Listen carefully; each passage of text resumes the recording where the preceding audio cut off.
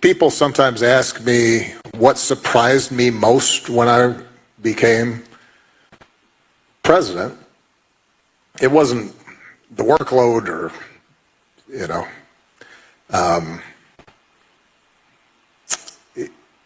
Roswell and where we keep the aliens. That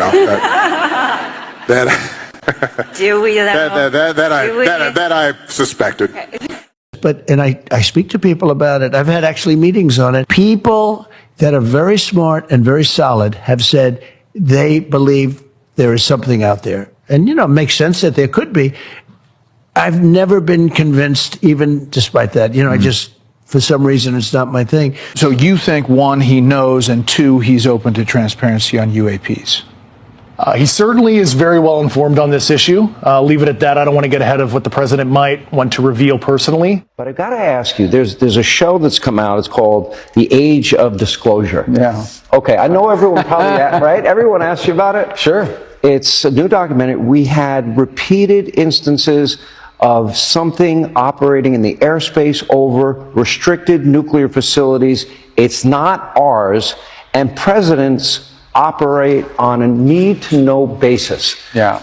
Okay, that is... So a couple points on it. First of all, I'm not disavowing that. It was an interview that was done almost maybe 3 or 4 years ago when I was in the Senate. Right. So it wasn't recent. The second point I would make, I was describing the allegations that people have come forward with. I had people that came forward to us. Some of these people were Navy pilots, admirals, generals, whatever. They would come forward and say, that there were programs in the U.S. government that not even presidents were made aware of. So I was describing what people had said to me, not things that I have firsthand knowledge of in that regard. A little bit of selective editing, but it's okay because, you're trying to sell a show there.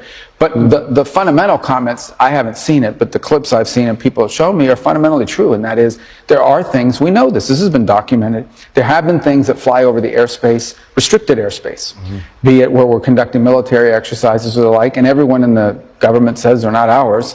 And so what I worry most about, just me personally, is that some adversary, another country, for example, has developed some asymmetric capability for surveillance or the like that we just are not prepared for.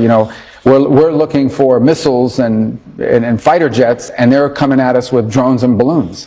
Yeah. I remember, when NORAD turned on the radars and started looking for balloons, all of a sudden they spotted a bunch of balloons flying overhead, and 90% of them were innocent, things. A couple of them were Chinese. And so, but we never look for balloons because our radars aren't trained for that. So that really was the point I was trying to drive at. I can't comment on the rest of the documentary. It has, as I said, claims from people that were former admirals, naval fighters, people with high clearances in government.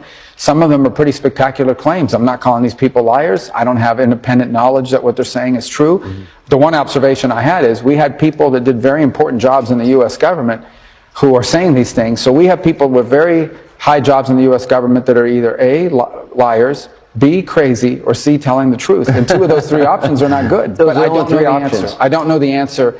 I don't have any point of, I don't want to call them liars. I just don't have any independent way to verify everything they said. One pretty shocking revelation is how these beings, whatever they are, have allegedly interacted and spied on nuclear and military sites. Here's a quick clip from the documentary.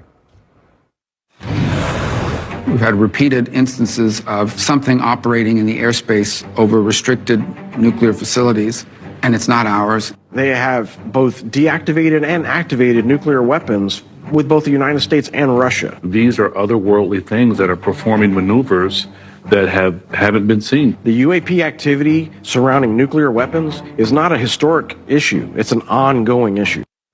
And there are individual testaments from people talking about UAPs that they saw hovering over nuclear missile silos. It's terrifying. There's been reoccurring activity over our nuclear weapons sites in this country and other countries, and over our most classified military bases all over the world.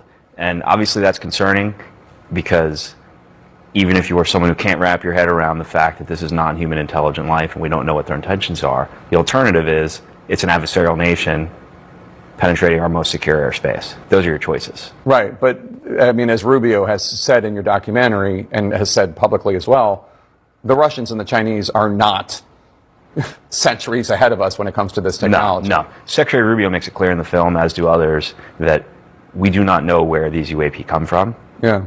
but there is absolutely no reason to believe they are from the United States or another nation state. So it's called the age of disclosure because you're basically saying we are at the very beginning now of this new age where this is accepted, no longer mocked, no longer stigmatized. There's been a role to cover this up, you're saying, through administrations. And there have been people who have been threatened and told not to testify. I was physically threatened even before I sent in my Intelligence Community Inspector General report under the previous administration. I actually had to go and seek legal protection that way because I was, literally in fear both professionally and in my personal life. And when you mentioned in that testimony of recovering the pilots or remains non-human, that's something that you saw as far as the intelligence with your eyes? Yes. And it is a very uncomfortable, even for me now, as somebody who's seen it, experienced it, even talking about it, because it's so outside a normal person's worldview to understand that there is this biological sentience that have piloted these crafts that don't necessarily look 100% like you and I. Were there pictures? Were there? There were. Yes, there were. When I said from another planet or from outer space, you said we don't know where they're from. Is it interdimensional? What are we talking about? I've talked to a lot of, I'll call graybeards on the program. That is a subject of hot debate on origin. As a guy trained in physics formally as well in my background, I leave an open mind on what the origin is.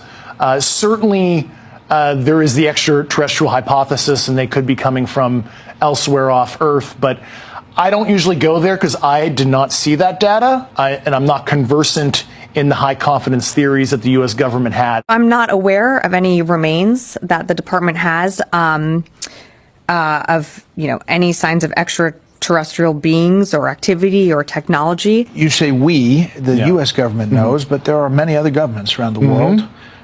Do they know? They have their own programs, and like I said 2.5 years ago, we have been in arms race with our peer competitors, namely Russia and China, and they have their own programs in this regard. And I was actually able to view a body of intelligence that discussed adversarial programs, and I'll leave it at that. We've recovered things, you say, bodies and physical remains.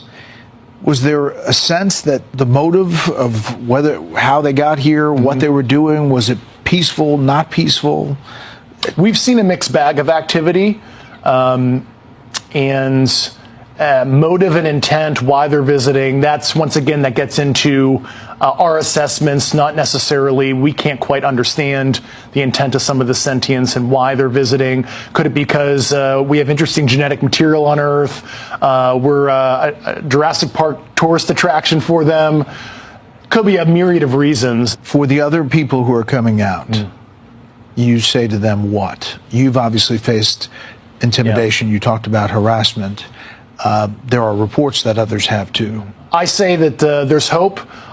Certainly, Congress values whistleblower information right now, and certainly I believe there's an appetite with the administration to do the right thing on this as well.